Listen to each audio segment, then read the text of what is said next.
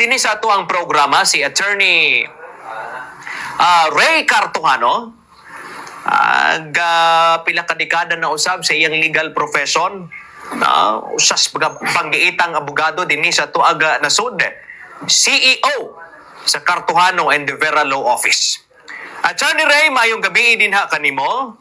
Welcome ka dinhi sa Bombo Radio Davao. Welcome ka sa tuaga mga kaigsunang Davaoenyo. Nagapaminaw karon sila mga karadyohan. Maingon man, sa bisan kinsa nga nakakita karon o naka-view sa tuwang Facebook live streaming. Good evening diya sa imo, Attorney Ray. Ngayong gabi, Bumboledi. Yon, Attorney. Actually, kining atuang topiko karon murag kung sa kuan pa napanagda na nato ni sa tuwang mga previews to mga kinini ang mga interviews to sa mga programa po dinhi sa Bombo Radio Davao. O karon murag na tinuod gyud, Attorney Ray. Nga moabot gyud ni sa panahon nga basta ma-trigger lang ni kay murag pribado man gud si Attorney Manscarpio bisan pag ban na siya ni VP Inday. Og natinuod gyud, Attorney Ray, nagpasangat na sila og kaso. Unsay posibleng mga consequence ani sa habig sa mga opisyal sa gobyerno, like for example dinhi sa AMLAC, dinhi sa BSP, ug ilabi na sa mga miyembro usab sa Committee on Justice nga sila man ang nahimong respondent nini nga moong kaso, Attorney Ray. Well, kaming gifile nga kaso ni Attorney Carpio, ni Attorney Manscarpio, bana sa atong Vice President. First impression ni siya, Bumbolebi, tanaw ni mong kaning duha ka balaod nga atong interpret, kaning Bank Secrecy Law, ug kaning AMLA, anti-money laundering balaod. Tungod kay ang posisyon ni Attorney Manscarpio diri, Bumbolebi, kaning wala exception dito sa AMLA nga law as amended. Unang short niya nga kuan nga argumento ba kung imo i-check pud ang kuan ang balaod, ang AMLA dili siya authorized nga mo disclose under all circumstances. Mo position ni Attorney Manscarpio. Ang atong House Committee on Justice, ang ilang position dito sa Bank Secrecy Law. Lahat ng balaod. Dito nga balaod, naka-mention ng exception nga in cases of impeachment. So medyo sa House Committee on Justice, ang ilang interpretation, Bumbolebi, nga kanimingon ka in case of impeachment, appeal na po ang kaning proseso sa investigation. So diha ang kanang iyang first impression nga standpoint sa House Committee on Justice. Kaya ang ubang interpretation ng Bumbolebi nga dapat kung sugod na ang proceeding sa Senado. Di ko lang mudagan katong exception nga impeachment. Pero broad ang interpretation sa atong House Committee on Justice nga wala may qualification sa balaod nga dito lang sa Senado. Ang ilang position. Wala po may actual case ani nga ang pinakadulang katong kay Chief Justice Corona, pero ang ilang position nga ang impeachment proceedings mo ni giningon nga unique, sui generis, yun na bagong class of its own, pagkatapos di po man prohibited kaning sa stage nga maskin sa investigation. So si Attorney Manscarpio, ang iyang gifile, criminal cases, pasabot nga na ipriso din Bumbolebi, apil na sa BSP, sa Money Laundering Council o katong mga miyembro sa House Committee on Justice. Sila kanya-kanya po ng ilang mga liability o immunity based sa balaod. Tungod kay sa balaod po, itong mo, sa iyo pa karon ang ginaraise nga depensa sa miyembro sa House Committee kanang giningon nga parliamentary immunity. So, likely, di na ma-invoke sa sa ubang mga respondents ang AMLA o kaning BSP.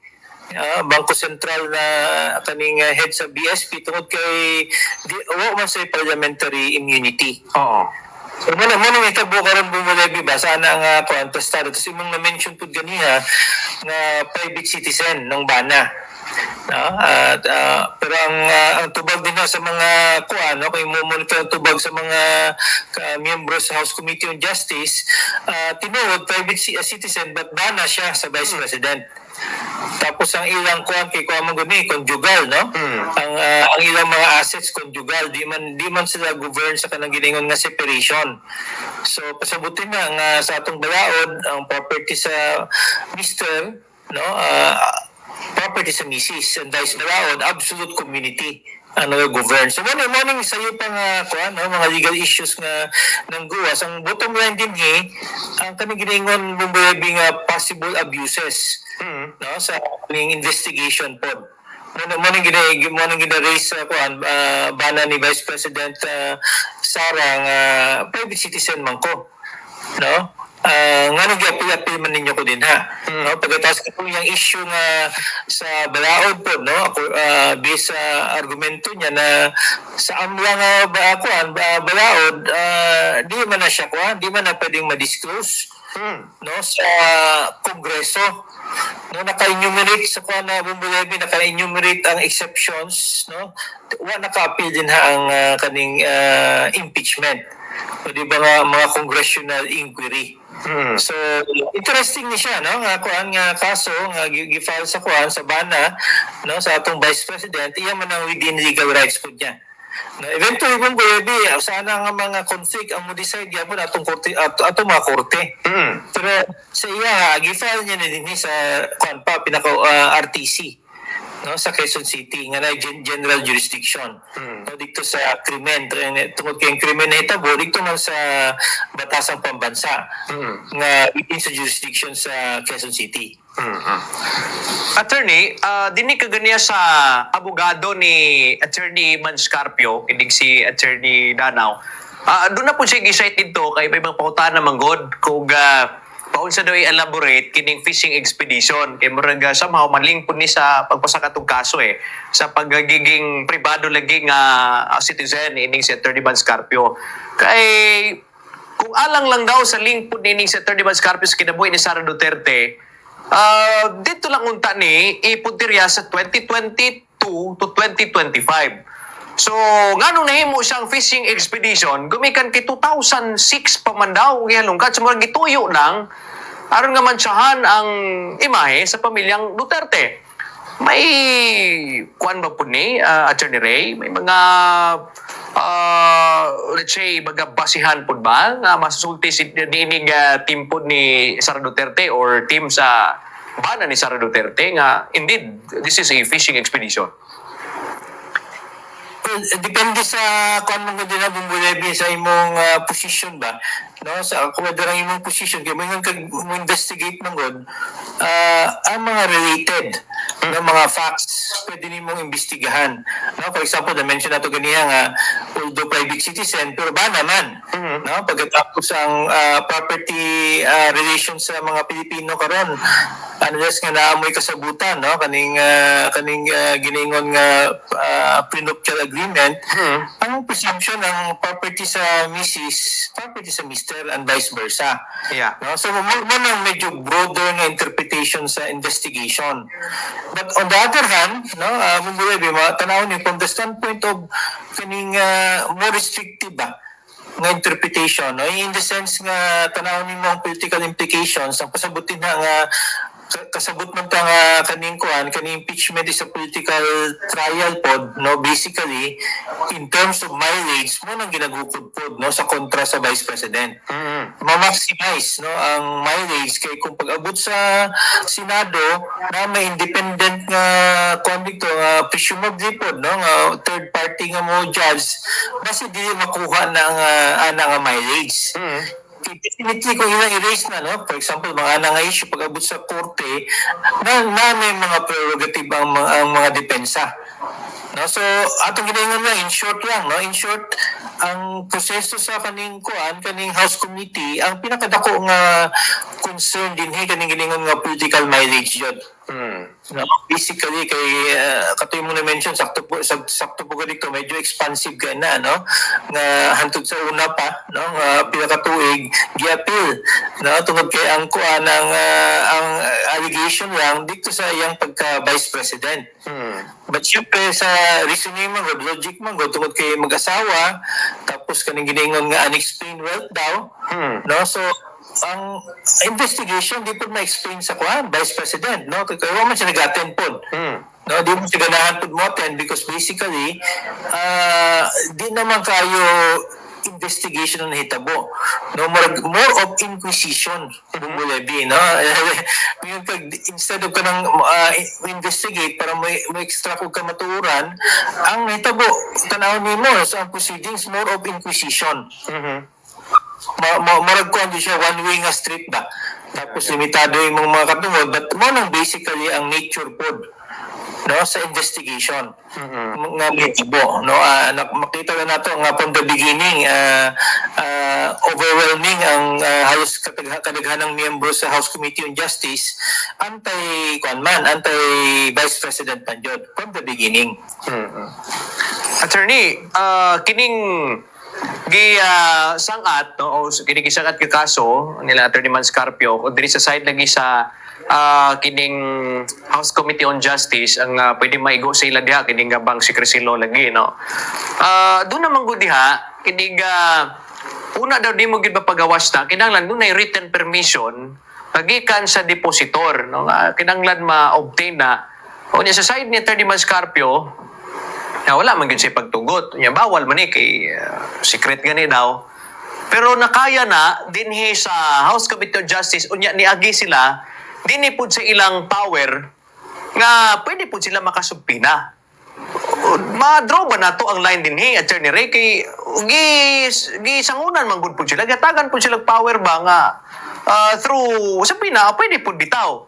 Pero wala may written permission gikan sa depositor kung as per the RA 1405 is concerned. So, maraga siguro, ang definition diri Attorney Ray, ikinahanglan po, di mga tungura. Pero yung talawang Bumbuebi ang na-extract sa information, transaction man sa bank transactions, no? Reported sa Anti-Money Laundering Council.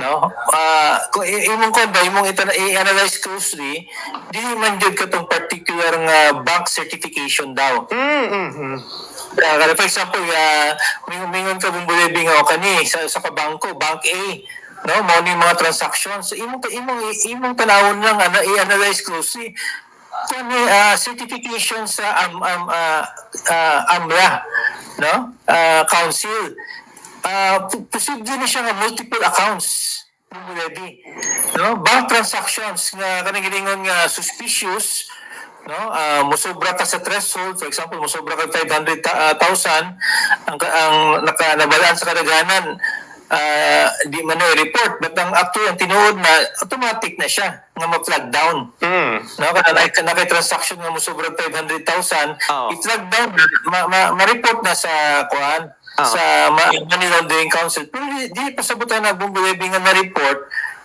automatic na may problema. No? Pero yung nila nga siguro suspicious siya nga transaction. But siguro balik to dito no, sa imong pangutana nga ang certification sa Money Laundering Council series of transactions ti siya. So siguro yan nga mga bangko. No? Wala sa ni-certify nga kani siya gikan ni sa Bank A, no? Bank B, Bank C, wala man. Ang ilang certification lang nga morning transactions nga ni sulod, morning ni gawas. Wow. So kung kita na wala mo ningon nga morning ang kani nga transaction gikan ni sa ani nga bangko. So imo tanawon ang ato mga bangko pud Bumbulebi gina-protection ng gyapon ng mga depositors hangtod karon. But ang hitabo man god tungod kay night tracer nga niabot sa kuan Money Laundering Council Money Laundering Council mo ni silang nihimog kuan transaction report nga sa standpoint ni Attorney Manscarpio i-validate sa iyang katungod according to him no sa iyang abogado nga di man authorize Kongreso di man authorize ang Money Laundering Council nga i-divulge na sa Kongreso. Yes. Tungod kay ang sa balaod sa Money Laundering Council, naka-enumerate lang bumbulebi. Kay kinsa nimo tong ikuan, imong i-divulge. Dito sa enumeration, wala na-appeal ang Kongreso. So, mo nang position ni Kuan, ni Attorney Carpio, no? Mans Carpio, but ang standpoint sa House Committee, no? Kaya sa ilaha, ang ilang gina-invoke din ang bank secrecy law. Yeah. Nga naday kaning giningon nga in cases of impeachment. But ang next nga pangutana, ni-issue ba ang Kuan, mga bangko Kuan din na, certification sa transaction? Wala man. No? Wala ni issue. Ang issue is ang Money Laundering Council. Sa series of transactions na posible di lang usa ka bangko. No? Multiple banks. Tapos gisumada lang ni sa kuan bumbulebi ba? No? Posible pa ni gisumada lang po ni sa Anti-Money Laundering Council. Pero di pasabot nga ilan ang gisumada na ni tabo nga dautan. Oo. Gibuhatan na po color. Yeah. No, sa kaning investigation nga kung tanaw nimo posible man nga siya suspicious daw siya but kung ma-explain later no ma-explain man na sa husgado diyan pa maklaro no ang nature sa transaction. Oo. Attorney, mo ning murag gikalagutan po ni sa majority sa mga Dabawenyo no kay syempre kung ibase na to sa boto din gi-dominate magyapon sa mga Duterte. Kini bitong mga appearance gyud nilang Madriaga, nilang Trillanes kay dinhi man gud nanukad kini ka mga figures ni may bank transaction daw si Sara Duterte diri sa SM Lanang 2011, 2012 man natukod. Ang mga tawo na ba nag-trace nga niya mas maning binuhatan ni mga di man tinuod. Ano ba? So ang mga tao nag-initiate na aron lamang ma-duplicate nila ba unsa man ni katinuod. Pero kini ba mga figures diri attorney base ng purpose lang ani kulatahon lang ning pamilyang Duterte or in the case of Sara Duterte para lang mapaulawan ba na through bank transaction ingani di sila kamayaman bilyones ka pesos o tanawa sila per sisendanya po no? Gipiestahan murabag ani ang figure pero bank transaction kadto nya gikalagutan sa pinagkabaga tao especially Dabawenyo kay gi-sensationalize ni kini nga mga figures nga as if mo na niyang ilang na-dispal ko baga kwarta murag ana good attorney o si mong matake po na ni attorney. Well, ang sa tuwa man gud no natay dawaod sa SALN nga dapat public no so kana kung sa tanan natong mga public officials dapat publicize na siya no gibago lang na giingon nila nga kinahalag may mga requirements but kung medyo nahimong transparent na po na tanan from the beginning bumbulebi ba no nga tanan nga kung nahimo kang public official ibutang na sa online ang imong mga statement of assets and liabilities wala ni ani mga issue nadaghan taas na kay nga issue ba bumbulebi but ang bottom line nakasabot man ta nga importante ang political mileage sa ani nga panahon no tinuod ba dili ang importante is later na no kaning giningon nga public opinion. Maring nature sa kaning impeachment trial nga unique siya. No? Daghag mga bakak no bumburebi nga gamito ng mga tao puro pagkabalo no pagkatapos ang social media na medyo daghan po ng guwas but ang bottom line kung sa regular nga court proceedings naman ay kanang giningon nga admissibility kung ma-admit magud na no pagud na siya. Din yung hitabo, murag himong korte sa public opinion. So in short, iguas, importante ang kuan, aning mga propaganda, tungod kaya ang ginagukod ani bumbulebi is public opinion. Yes. Yeah. No? Lahat isa ka ng regular courts ba? Nasa regular courts, kung natin mustorya lang kag basta-basta, kasaban man ka sa West. No? Bumbulebi kami di gani may kastorya kung di i-allow sa korte. Ang mga ebidensya subject sa scrutiny. Doon sa impeachment, no? Daghag maayo, no? Daghag maayo mga but part ni sa atong democratic process, no? So medyo nasobrahan lang gamay but normal ni labi na kaning mga heated na mga political contest, no? One way nga imong i-demolish, di ba, i-weekend ang usa ka person, basically public opinion. Ano siya pagkatapos pahuman namang bumbulebi pahuman ng panahon no sa deadline nga gihatag sa Kongreso murag next week dapat mo submit na sila report. Mm. So kani siya murag home stretch ba? No, pahuman na statement ni Senator Trillanes, no? Si Madriaga wala nila gidugangan, no? Ato yung mga statement kay basi daghan ng magka-problema but ang tanaw sa ban nakapuntos na. Oh, yeah. Ano yung mileage nga nahitabo. Then next week, most likely, nanay committee report, kung tanaw na itong numero, murag na medyo probable cause. Mm. No? Kaya ang probable cause, ang determination na ni, di man ka nang ginaingon nga judicial determination. Mumulabi. No? Ang mo determine ni House Committee. Mm. Boto lang sila, no? So, maskin huyang ebidensya, pero pagtanaw nila nga na probable cause, ilang ingin lang na probable cause. So, most likely, itong gina-anticipate ni siya mo ang House, i-recommend ni si plenary, no? Nga na probable cause, nga dapat ang trial, no? Kaning articles of impeachment, isang na sa Senado. Mm. So, most likely mo ng senaryo nga may tabo next week. Ayun. Sige. Okay,